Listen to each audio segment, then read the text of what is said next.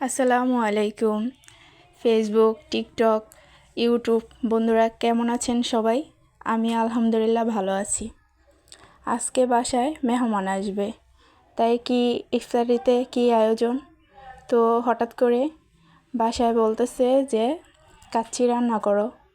তো নাজিরশাইল চাল ছিল, ওই চাল নিয়েছি।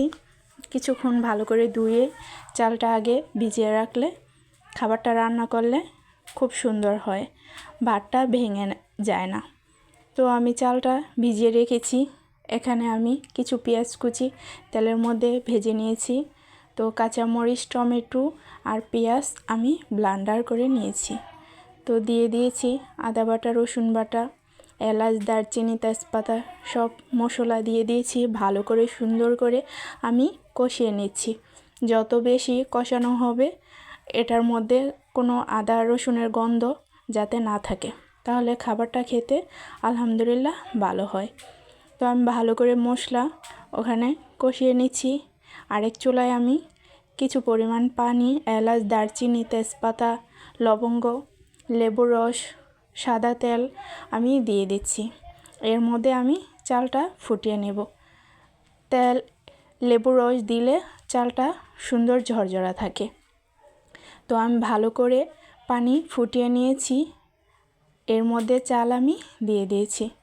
তো আমি পেঁয়াজ ভেজে রাখতে মনে ছিল না, তো আমি আরেকটা কড়াইয়ের মধ্যে পেঁয়াজ আর আলু আমি ভেজে নিচ্ছি।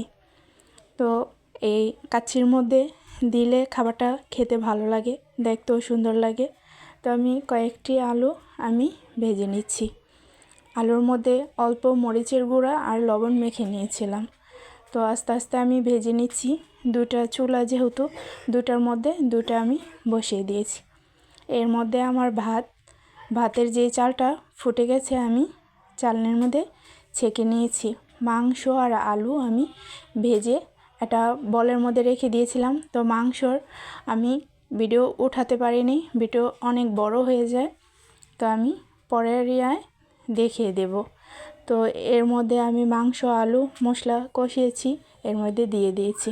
তো গরুর দুধ আর গরম মশলা, ধনে গুঁড়া আমি একসাথে মিক্স করে দিয়েছি। এর মধ্যে কাচ্চির মশলাও দিয়ে দিয়েছি। সব কিছু একসাথে আমি কিছুক্ষণ ভালো করে নাড়াচাড়া করে মিক্স করে আমি ঢাকনা দিয়ে ঢেকে দিয়েছি। হালকা অল্প পানি দিয়েছি। তো আমি কিছুক্ষণ আবার নাড়াচাড়া করে দিলাম যাতে নিচ দিয়ে লেগে না যায়। তো প্রায় মাংস হয়ে এসেছে, যেহেতু বেজে দিয়েছি। তো উপরে আমি যে চালটা ফুটিয়ে নিয়েছি উপরে আমি সুন্দর মতন দিয়ে দিয়েছি। তো অল্প ফুড কালারের রং আমি উপরে দিয়ে দিলাম। পেঁয়াজ ভেজে রেখেছিলাম, তো উপরে আমি দিয়ে দিচ্ছি। তার মধ্যে আমি ঢাকনা দিয়ে ঢেকে কিছুক্ষণের জন্য দমে রেখে দেব। তারপরে আমি চুলার আঁচটা বন্ধ করে দেব। তো আমার সুন্দর মতন দেওয়া হয়ে গেছে। এখন আমি ঢাকনা দিয়ে ঢেকে দিচ্ছি। কিছুক্ষণ পরে আমি দেখছি, আলহামদুলিল্লাহ খাবারটা দেখতে ভালো লাগতেছে। তো আমি একটু হালকা নিচ দিয়ে একটু নাড়াচাড়া করে দিচ্ছি যাতে নিচে লেগে না যায়। তো আমি চুলার আঁচ বন্ধ করে দিয়েছি। কিছুক্ষণের মধ্যে আমি খাবার পরিবেশন করব। এর মধ্যে আমি বুট সব মাখা যে খাবারগুলো ভাজাপুরি খাওয়া হবে ওগুলো সব রেডি করে রেখে দিয়েছি। তো সব প্লেটের মধ্যে কেটে রেডি করে রেখে দিয়েছি।